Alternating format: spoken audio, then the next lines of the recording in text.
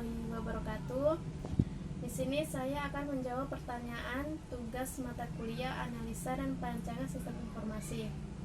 Pertanyaan yang pertama yaitu menjelaskan klasifikasi sistem beserta dengan contohnya. Sistem dapat diklasifikasikan dari beberapa sudut pandangan. Yang pertama, sistem abstrak dan sistem fisik. Sistem abstrak adalah sistem yang berupa pemikiran atau ide-ide yang tidak tampak secara fisik. Misalnya sistem teologi, yaitu sistem yang menggambarkan hubungan antara manusia dengan Tuhan. Sedangkan sistem fisik merupakan sistem yang ada secara fisik, misalnya sistem komputer, sistem akuntansi, sistem produksi, dan lain sebagainya. Kemudian yang kedua, sistem alamiah dan sistem buatan manusia.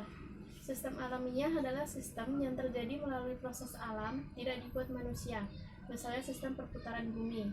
Sedangkan sistem buatan manusia merupakan sistem yang dirancang atau didesain oleh manusia, misalnya sistem informasi, karena menyangkut penggunaan komputer yang berinteraksi dengan manusia.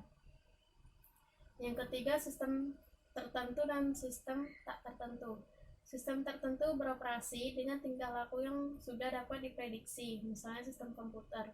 Sedangkan sistem tak tentu adalah sistem yang kondisi masa depannya tidak dapat diprediksi, misalnya sistem manusia. Yang keempat, sistem tertutup dan sistem terbuka.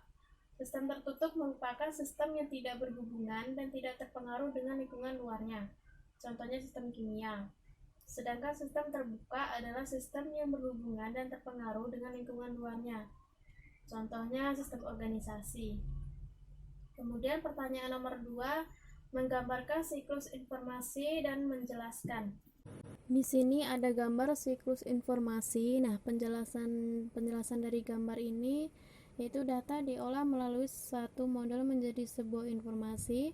Penerima kemudian menerima informasi tersebut, membuat suatu keputusan dan melakukan tindakan, yang berarti menghasilkan tindakan lain yang akan membuat sejumlah data kembali.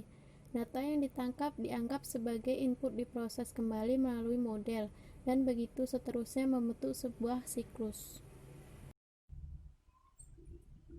Kemudian pertanyaan nomor 3, menguraikan tugas-tugas stakeholder beserta peranan dalam pembangunan sistem informasi.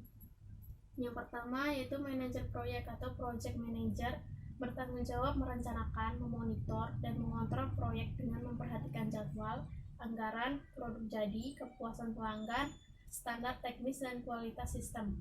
Yang kedua, analis sistem atau sistem analis.